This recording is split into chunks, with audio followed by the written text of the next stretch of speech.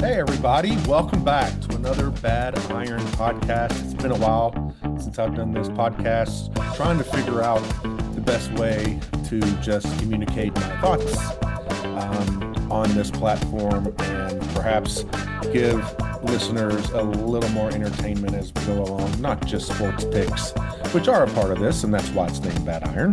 But going to do a little bit more of the podcast, so I'm kind of shifting things up a little bit today. Hopefully you're having a great day. Today is Friday, November the 8th, 2024. You may be listening to this today, or you may be listening to this on Saturday, or whatever day you're listening to. But anyway, Friday, November the 8th. November the 8th, I was reading, is National Ample Time Day. Ample Time Day. That's today. And I'm going to read this, what National Ample Time Day is. It sounded very interesting to me. It's a day that's dedicated to reflecting on your priorities, your daily structure, and your health in an effort to create more than enough time in the day to complete necessary tasks and to live a more fulfilling life. Well, don't we all want that? Don't we all want more time in the day? I could use a little more time in the day.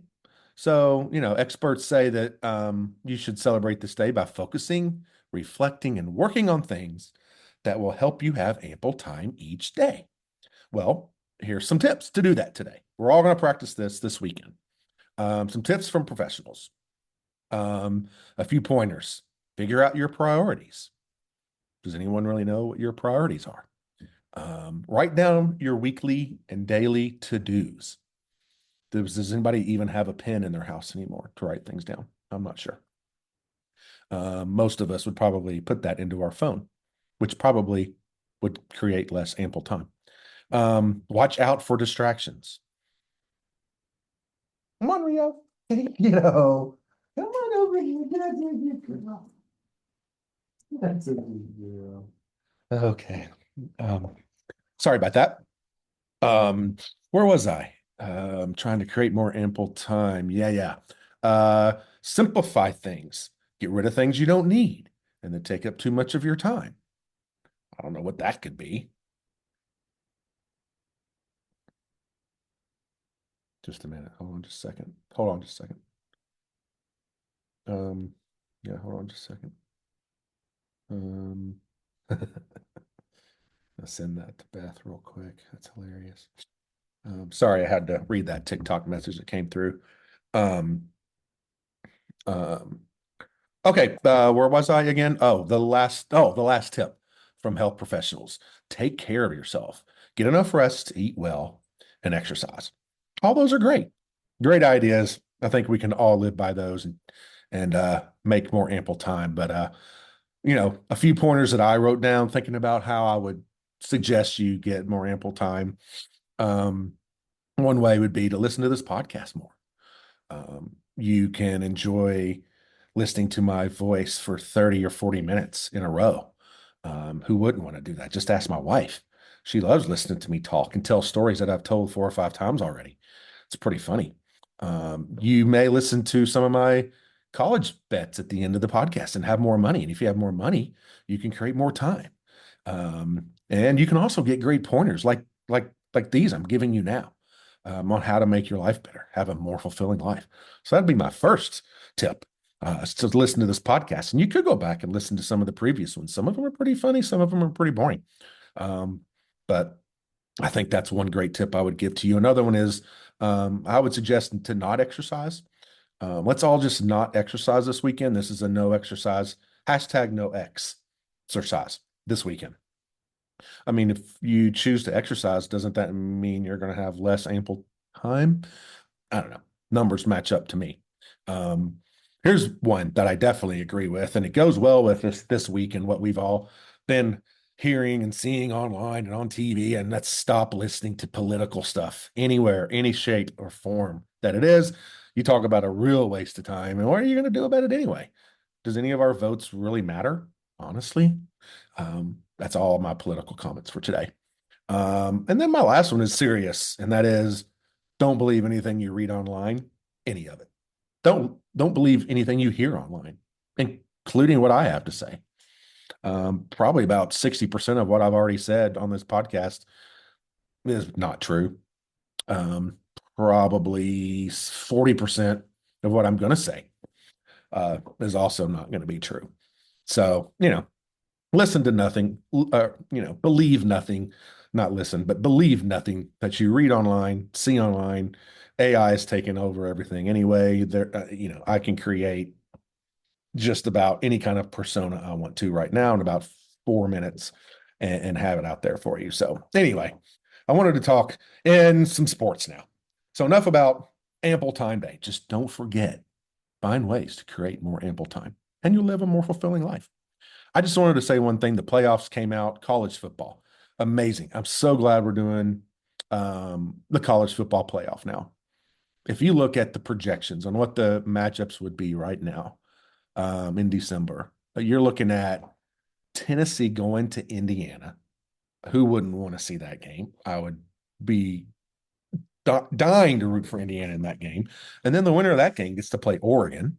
I mean, unbelievable. Ohio State and Boise State would match up in a first round matchup, which I think would be amazing to see the little guy get a chance to advance in the playoff to play BYU, who got a bye, which is crazy, unless they lose tonight against Utah. We'll get to that later. Penn State and Notre Dame would play. And Happy Valley, that would be an amazing first round game with the winner getting to face Georgia in the next round. And then Texas and Alabama as a first round knockout game. Give me a break. With the winner of that one going to play Miami. And whoever wins that one, by the way, will beat Miami if that comes to be.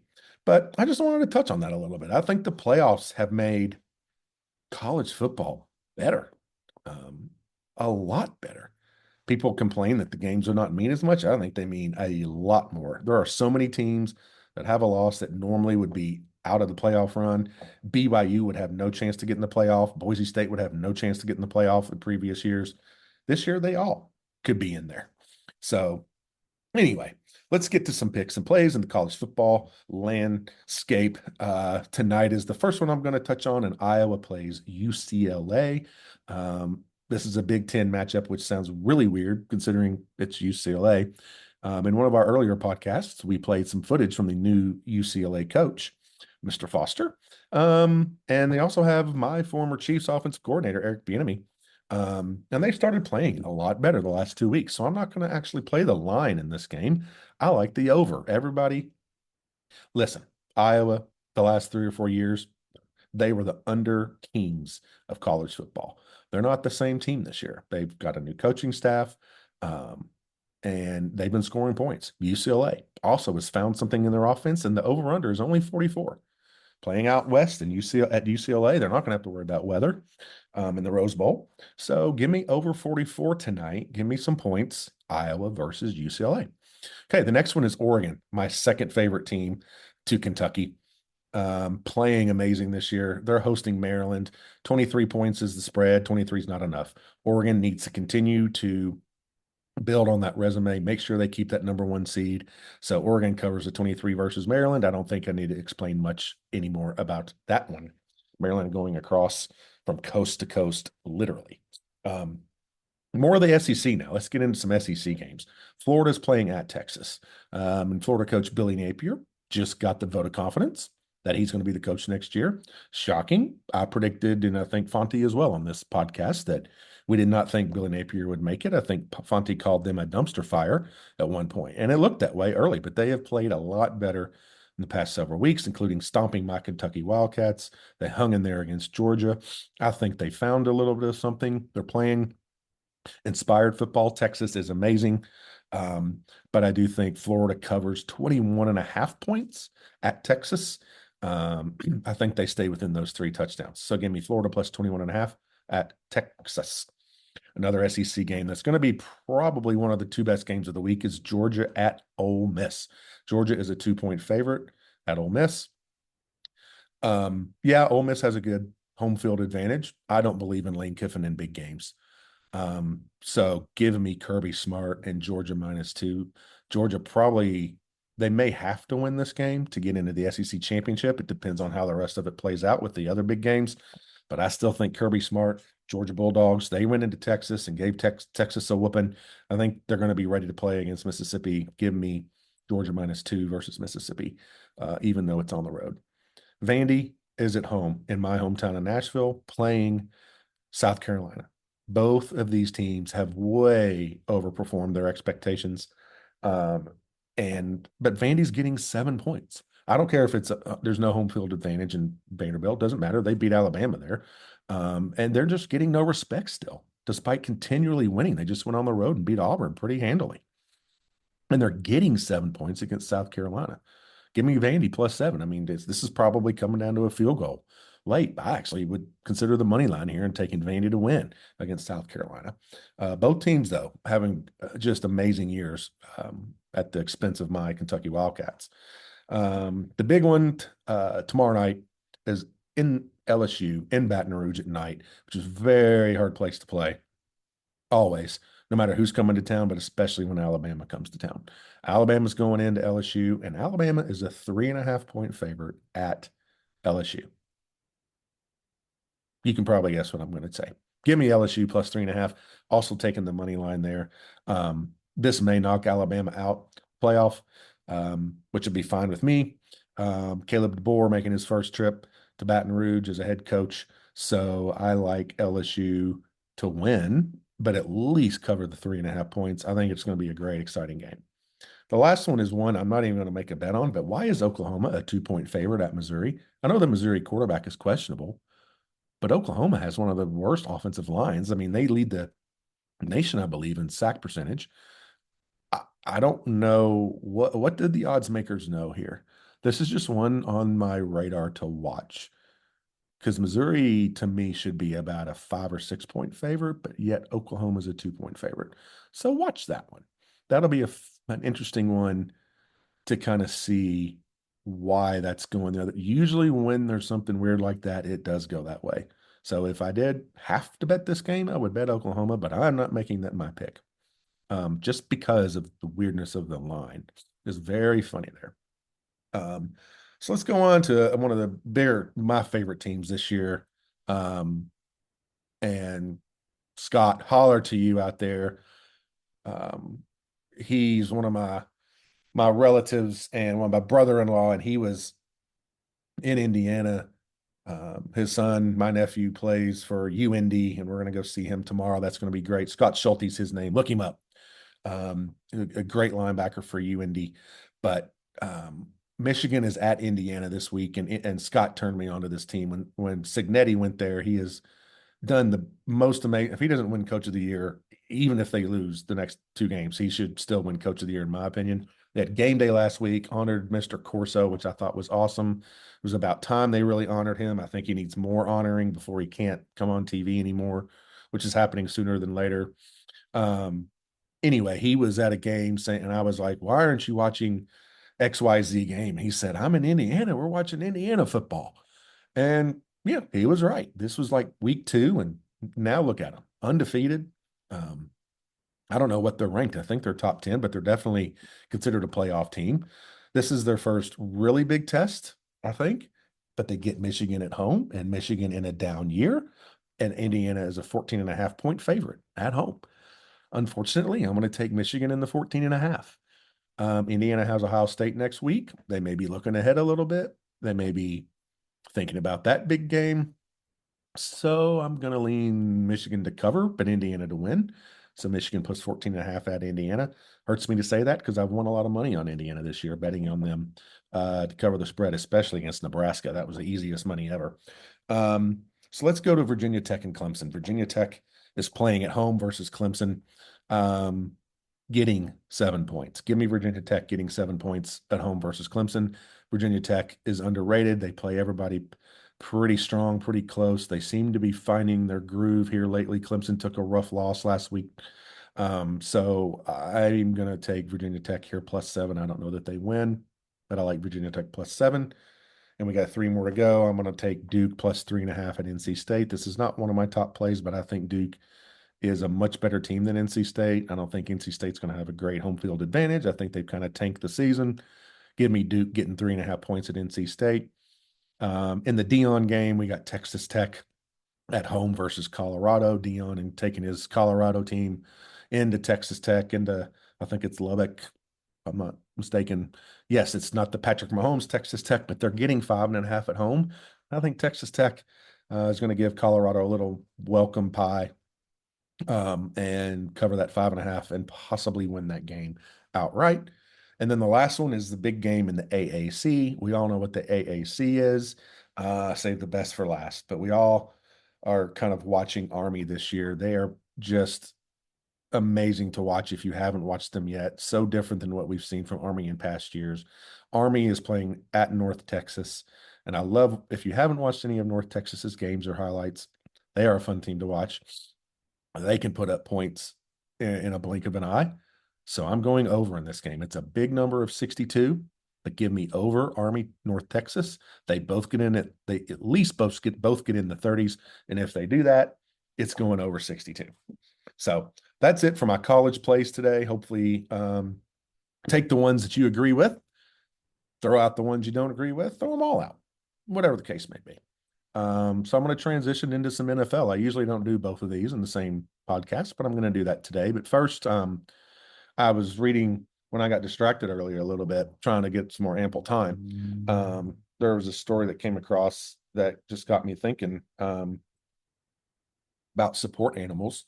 And then I saw this story about a support alligator trying to come on a plane, and I'm against that.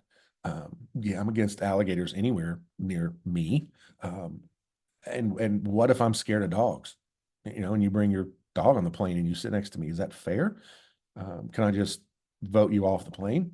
Anyway, I don't really talk about support animals, but that got me to thinking about animals and whether or not, especially dogs. I've got two dogs, two great golden retrievers, like Kirk Herbstreit. Rest in peace, Ben. I will say that. That was sad to see. But I've got two golden retrievers, and I always wonder, like, can they laugh or do they laugh? Because sometimes I swear they laugh when I say something funny, or which is like once every 6 months, um, or when they see something funny, even on TV, and they'll laugh. So I did a little quick research just a second ago, and when I paused this podcast, and evidently, according to scientists, animals do laugh. So it says rats like giggle when they're tickled. Um, who knew? I'd love to see that on a subway in New York. Um, Great apes make panting sounds like human laughter when they're playing. Now we've all heard that. I'm not going to imitate it right here, but the I mean that sounds like a laugh to me. Sounds like my great uncle years ago laughing. Um, Dogs also have a specific panting pattern that researchers identify as their version of laughter. So I thought that was amazing. So if dogs can laugh, my question for you is, do you think dogs have emotion? Can they feel? Do they have empathy? Can they feel sadness? Do animals have emotion? And so the way I want you to answer this is I'm going to put it on my Twitter feed, and I'm going to put a poll up, and I want to see what you guys think. So look for the Bad Iron Podcast on Twitter or X. Look for it there.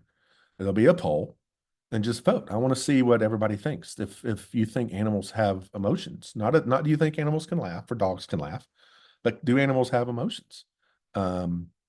Anyway, I think they do. And this same article here that I'm kind of reading, it says, like, playing recordings of dog laughter to other dogs is a thing. So people will play dogs that laugh, which is more of, it says, a distinct panting, not like the apes, but more like the with the smile that dogs do. I think it's real. And it says when they play this to other dogs to reduce their stress when they're sheltered, it increases their social behavior and it can help calm anxious dogs. If you're a dog owner, maybe that's something to try. I just think that's amazing. And then my last question would be, what are they laughing at? I don't know. That's just something to ponder. But anyway, go to the Twitter account, Bad Iron Podcast. Please vote. Let me know. Do you think dogs have emotion? I'm going to post it right after this recording, so it'll be up all weekend, so you'll have time to give me your thoughts on whether or not you think dogs have emotion. And if you you have a specific example of proof, put that in there too. It'd be good to see. I think we'd all like to see that. So anyway, let's go on to the NFL. I usually don't give my NFL plays out, but I've been doing pretty good, knock on wood, in the NFL this year. So I'm just going to give you a few of those. I love the NFL. Obviously, you see my team, the Chiefs. Yes, I was a fan before Patrick Mahomes got there, so eat it. And no, they don't get all the calls. If you watched the Ravens and Bengals last night, you know that there was another team last night that got all the calls. I won't even say who that was, but we all know who it was. But anyway, I'm going to start with the Chiefs game. Chiefs almost never cover the spread. I know this. They didn't against Tampa. Last week, they actually had to go to overtime to win that game. And they host the Broncos Sunday, and they're giving 7.5 points. Broncos stay within 7.5, in my opinion. Andy Reid just likes to play close games. He likes to keep it close to the vest. Unless Denver collapses like they did last week against Baltimore, I think the Broncos keep it close, but the Chiefs win another close game in Arrowhead Stadium. This is a game nobody wants to watch. If you're watching this, then you probably need to find a new hobby. I'll only be watching the score, but I'm taking the Panthers plus 6.5 at home versus the Giants. Both teams suck, so give me the points whenever that happens. If it goes to 7, I'm definitely hitting it, but I'm even going to take it at 6.5. I think both teams are terrible, so it might end up 13-10 in this great game between the Panthers and the Giants. I like San Francisco going to Tampa Bay. This is a big one. I usually don't take road favorites. San Francisco's -5 at Tampa Bay. I bet it goes up. Tampa Bay's coming off a short week. They played overtime in Kansas City on Monday, playing off a short week. San Francisco coming off a bye.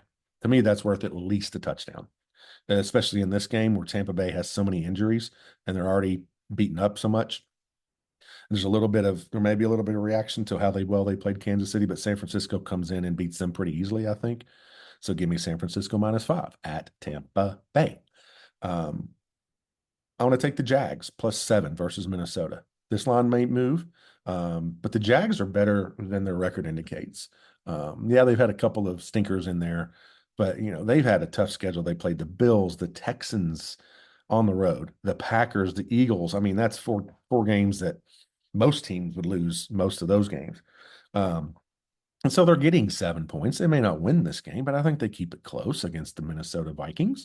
Vikings are good. I don't think they're as good as Sam Darnold thinks he is, but he has played well. But I think the Jags keep it close in this game within the 7 points. Also like Arizona +2 versus the Jets. This is not an emotional play because I do not like Aaron Rodgers, but I think there's some overreaction here to Jets beating Houston. The Jets still suck to me, even though they added Devontae Adams. I don't think that's enough. I think Arizona gets this win outright against the Jets and puts the Jets 6 feet under for the season. Speaking of the Texans, who the Jets just beat, they may have been looking ahead to the game this week against Detroit. Detroit comes to Houston this week, and Detroit has looked like the best team in football, even more than the Chiefs, by far, on both sides of the ball. But I do think they're going to run into a tough situation in Houston. Houston's getting 4 points at home against Detroit. Yes, Detroit's great. But again, I think it's overreactions on both sides to Detroit and Green Bay, and Houston losing to the Jets. This is going to be a different story. Houston makes this a close game, maybe wins this outright. Give me Houston getting the 4 points against the Jets. My last play is going to be one that I'm going to share with you that if you research it, you can find out what it is. But I'm telling you right now, it's an interim head coach. And raise your hand to all you people that are watching who knows who has an interim head coach this week for the first week. That's right. Your New Orleans Saints have a new interim head coach. Rizzi's his last name. Can't remember his first name. He's special teams. That's all he's ever done, I think, is special teams, assistant coach, special teams. They're playing at home against Atlanta, who's been playing very well last week. Atlanta's a 4-point favorite going into New Orleans. I'm taking New Orleans +4 and maybe on the money line. Rizzi has not proven he's a great coach. New Orleans has sucked. Why would you do that, Andy? Why would you do that? Well, a few facts. I know these things to be true. I just don't know the numbers here, but I looked up the numbers for this game because it's important. Since 2020, which is just 4.5, 5 years, teams that get rid of their head coach, NFL teams, midseason are 9-2 against the spread in the first game with the interim coach. 9-2 is about as good as it gets. There's a reason for that. And what I looked up is Rizzi has completely changed the culture. And that's, I think, what usually happens. And when you fire a coach midseason, there's a culture issue. You're not just losing, there's a culture issue. And Rizzi has come in and, according to the player interviews, has really changed the culture there. So watch out for them. Their first 2 weeks this year, they looked unbeatable. So there's talent there. They have offensive talent. They're pretty healthy now. Give me the 4 points. Additionally, I saw this number since 2014 in the last 10, 11 years in the NFL. That record of interim head coaches is 15-4 against the spread in their first game. And they cover the spread by more than 4 points. So it's not just barely covering, they cover by more than 4 points. So there you go. There's my picks of the day. Some of my advice. Don't forget, it's National Ample Time Day. Let's all remember that. Share that with your friends. Go tell them, hey, happy National Ample Time Day. Believe me, that's easy to say, especially if you've had a bourbon or two. So just go around. Let's all share National Ample Time Day. Vote on my poll on my Twitter account, which is Bad Iron Podcast. That's not hard to find. Happy Friday. Happy weekend. I hope you have a great one. And I hope you enjoyed this podcast. And it was better than the previous ones. That's what I'm trying to do. Just get better and better. Good day, everybody.